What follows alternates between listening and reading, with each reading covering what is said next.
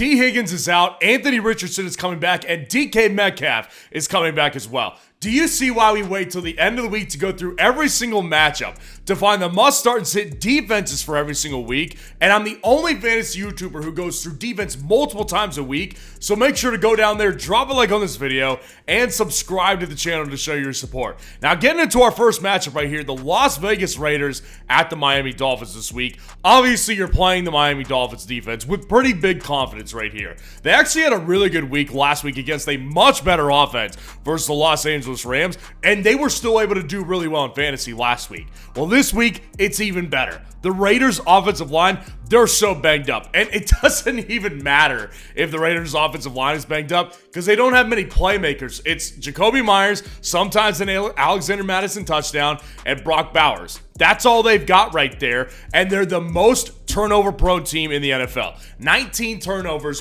from the Raiders' offense this year. It doesn't matter who they throw out there at quarterback. They're turning the ball over. Now, the only thing that I'll say here is that Kendall Fuller and Jalen Ramsey's questionable. Kendall Fuller already been ruled out. So that secondary a little bit prone to probably some bigger plays this week, which makes Jacoby Myers actually a really good play. But when it comes to the defensive side of the ball, I'm starting the Miami Dolphins defense with full confidence, and I'm not starting the Raiders defense when they're taking on Tua and really any other week. The Raiders defense is a joke. They're a disgrace. Dropping to our next matchup, the Cleveland Browns at the New Orleans Saints here. Listen, they're both really, really playable defenses this week. Now, here's what I'll say about this. They're very close. Like the Cleveland Browns and the New Orleans Saints, they're basically back-to-back in my rankings, and they were both inside my top 12 defense rankings this week. Now, I really like both of them to be played because, number one, the Saints offense can't really score much. You take out two big plays last week from Marquez Valdes-Scantling, they're not getting much going through the air or anyway. Like, they're just not able to push the ball down the field very much. And then the other side of the ball, the Cleveland thing is because Jameis is turnover prone. Jameis threw 3 picks last time he played before the bye week, and he should have thrown an interception versus the Baltimore Ravens. They just dropped it. Like, Jameis Winston's going to turn the ball over. That's a fact. So the Saints defense should be good just from that perspective right there. And then also, the Browns defense will be good because Carr can turn the ball over, and they won't put up many points. It's a low-scoring game. Vegas is predicting it. I'm predicting it. I think that both of these defenses are very good plays this week. The Indianapolis Colts at the New York Jets this week. Listen, with Anthony Richardson back in action for the Indianapolis Colts, it's like, does it really make a difference? You know, because before Joe Flacco was playing, Anthony Richardson had 9 turnovers in 6 games. So he was viewed as the more turnover-prone one. Well, then Flacco comes in, he turns over the ball so many times in just 2 games, they had to go back to Anthony Richardson. But again, don't forget that number. He has 9 turnovers in 6 games this year. The Jets' defense sucks. Their defense has been objectively bad outside of 1 week since they fired Robert Saleh, and their defense is banged up. So I don't love playing the Jets, and I'd rather play the Colts defense in this matchup. But you can play the Jets because of the fact that Anthony Richardson will turn the ball over. And the Jets' offensive line here with the Colts defense, the reason I like him is because the Jets' O-line is still banged up. They're already not very good at protecting Aaron Rodgers. Like, Rodgers should get sacked 5 or 4 times in this game alone. He can throw interceptions. He's streaky like that this year. And Davante Adams is heading into this week questionable. Missed a bunch of practice time this week with a couple different things. And then he finally returned to a limited practice on Friday. So maybe or maybe not he doesn't go. But if they miss Davante Adams, that's just one less weapon for Rodgers to throw to. I like the Colts defense better than the Jets defense this week, but both options are playable. I'll tell you one thing you don't have to debate in your own head is Aaron Rodgers' projection this week on Underdog. It's at 0.5 total yards. That is what you could do as a new customer this week, and this is winning free money. So if you want to basically win some free money, get in on Underdog today. Go down in the comments, grab the link that's there. Use code FFN to sign up for Underdog. When you take advantage and hit the higher on this sweat-free pick for Aaron Rodgers this week, they'll match your first deposit 50% up to $1,000 in bonus cash. Now, the Minnesota Vikings at the Tennessee Titans are our next matchup, and obviously, I think this one's pretty simple. You play the Vikings defense with full confidence. Their defense with Brian Flores as defensive coordinator, they're absolutely fantastic. They're physical. They take the ball away, and Tennessee really last week was kind of an outlier for Will Levis. It was his first turnoverless game of the 2024 season. He's going to give you gifts And it's like Christmas time. Like, this is the holidays. We're coming up on Thanksgiving. He's feeling very grateful for being an NFL quarterback. So he's going to give some balls away to the Minnesota Vikings this week. So you play the Minnesota Vikings here this week. And then Tennessee, you can't play them. Like, Minnesota's offense, with the exception of last week, Sam Darnold has been really pretty good. And Tennessee's defense is banged up. Like, their defense is not exactly holding opponents to few points because their offense can't get anything going, and then their defense just wears down. You play the Vikings, you sit the Titans defense. Very, very simple this week. The Green Bay Packers at the Chicago Bears this week. The Packers defense, you play them with pretty full confidence here. The Bears offense, first of all, they suck. They absolutely suck. They just fired Shane Steichen, the offensive coordinator, earlier in the week. But realistically, I've been saying this all year, he sucked as an offensive coordinator. He sucked last year with the Seahawks. He sucked this year with the Bears. But realistically, how many of their problems are solved? You had veteran players asking for Tyson Bagent to start at quarterback instead of Caleb. This is not a clean locker room culture, man. I just don't see them like putting up just like a massive performance. I do think that the Bears offense could be better this week because usually there's a boost whenever a bad coach gets fired for a week. There's usually a boost or something like that.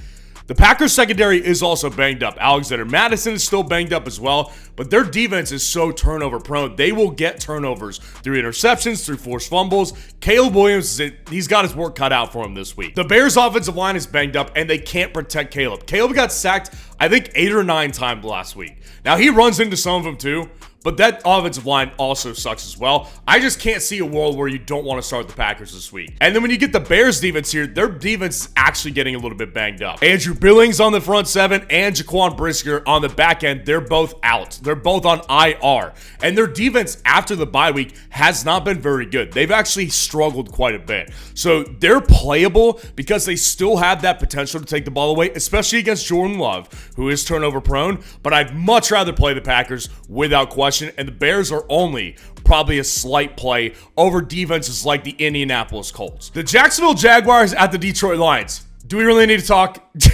Honestly, like, do I have to go through the formalities to say, oh, well, you know, Brian Thomas Jr. is still banged up, Travis Etienne's banged up, Tank Bigsby's banged up, Gabe Davis banged up, and Mac Jones, your quarterback. You play the Lions defense. They have been so physical, and they're still getting out to the quarterback post Aiden Hutchinson. Like, their defense is excellent, and you do not, under any circumstance, play the Jacksonville Jaguars defense. The Los Angeles Rams at the New England Patriots this week. Listen, the Rams defense is also a really good play this week as well. The Rams defense last week didn't have their best week. Miami's offense is obviously much better than the New England Patriots. But if you actually look at the last month of fantasy, the Rams defense has had several big games. That's because their defense, they have some really physical pass rushers, and they can get after turnovers here. So with the Rams defense, I expect that to be happening versus a weaker offensive line that's also banged up. They can't protect Drake May very much, and he also turns the ball over. I see several sacks and multiple turnovers,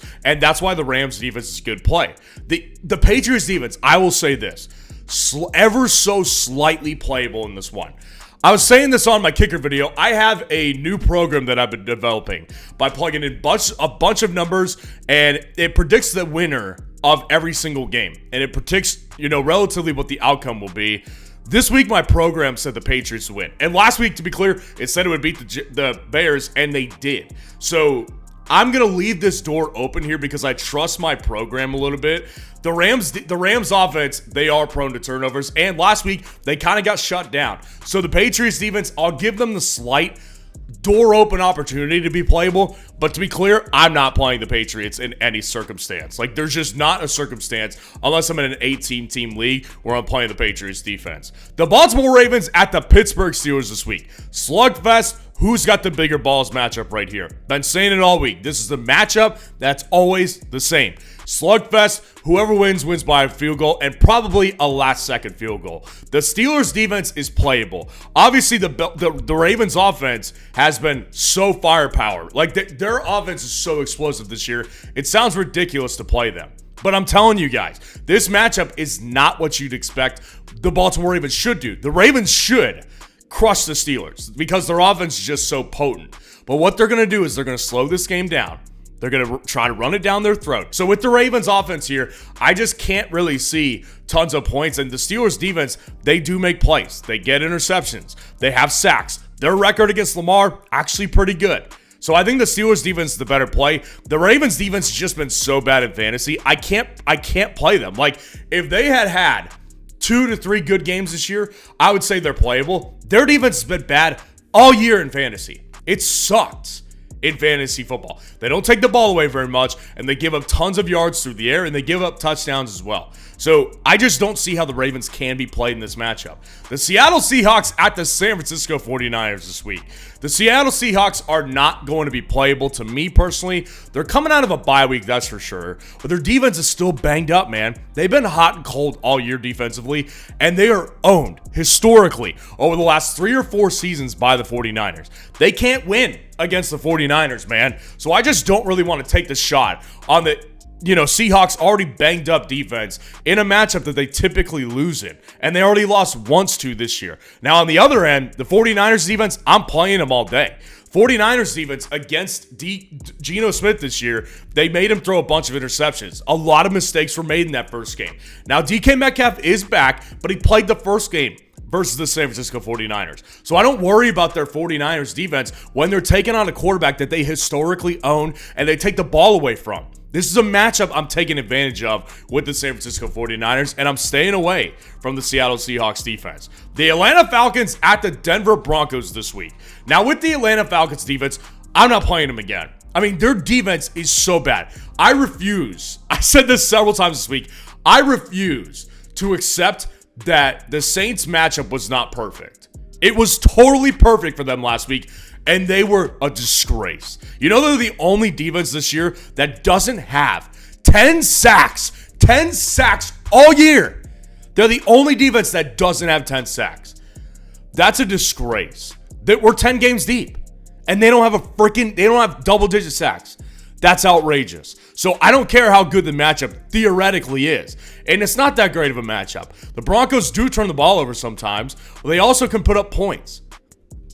I'm not playing the Falcons defense, and an absolute utter embarrassment. Now, the Broncos defense is playable. They're not my favorite play because the Falcons offense can put up points. They definitely can put up points on you. The Broncos defense got their hands full this week. They definitely have had, several matchups straight where they've had to play some more potent offenses, and they've struggled a little bit in fantasy. Now, last week against the Chiefs, that was a little bit different because that's a divisional game, but this week it has nothing to do with that. They're just going up against a potent offense here. Now, Darnell Mooney's questionable with an Achilles injury, which makes me cringe.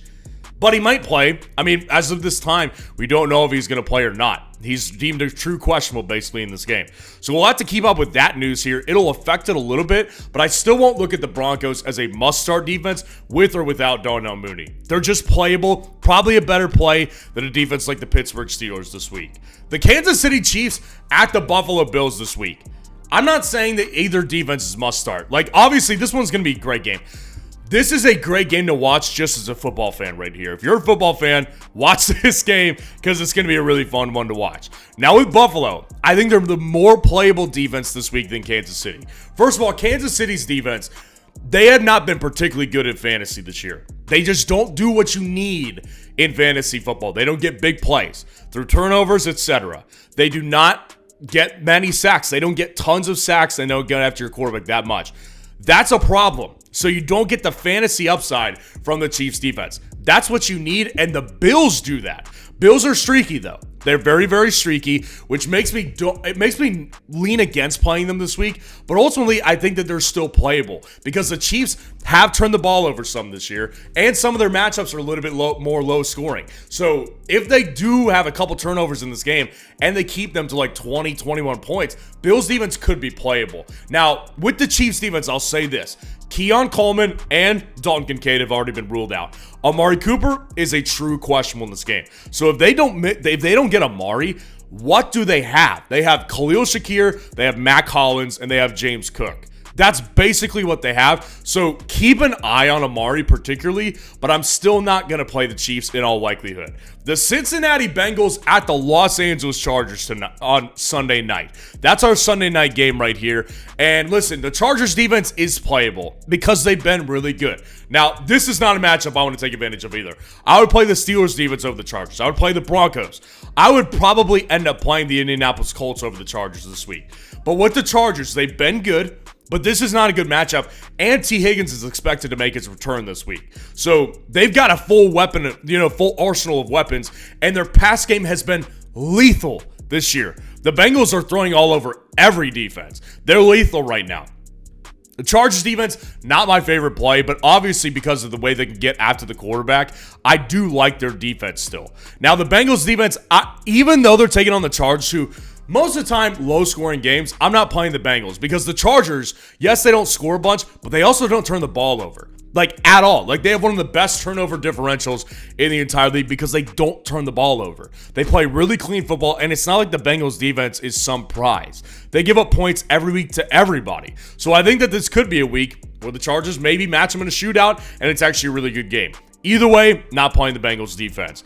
The Houston Texans at the Dallas Cowboys. Again, I don't feel like we need to go through formalities on why you should play the Texans, but I'll do it anyways. The Texans defense is banged up. They have injuries to a bunch of their front seven and some of their secondary as well. Now, nobody's been ruled out technically yet, but there's a lot of questionable tags and just a lot of banged up players. I don't care. Doesn't matter when you're playing Cooper Rush / Trey Lance. It doesn't matter.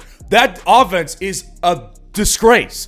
They're a total disgrace. So you play the Texans defense, long story short. Now, I'll say this. I want to float this out there. The Cowboys defense is finally getting healthy again. Micah Parsons is playing. Trayvon Diggs is not questionable. Deron Bland may be returning. The only guy who's still out is DeMarcus Lawrence. With the Texans' struggles lately, are the Cowboys playable? I'm not doing it this week. Not saying this week. I've got a close eye on them this week, though, to see how they respond with all their healthy players. Can they possibly put up a fight?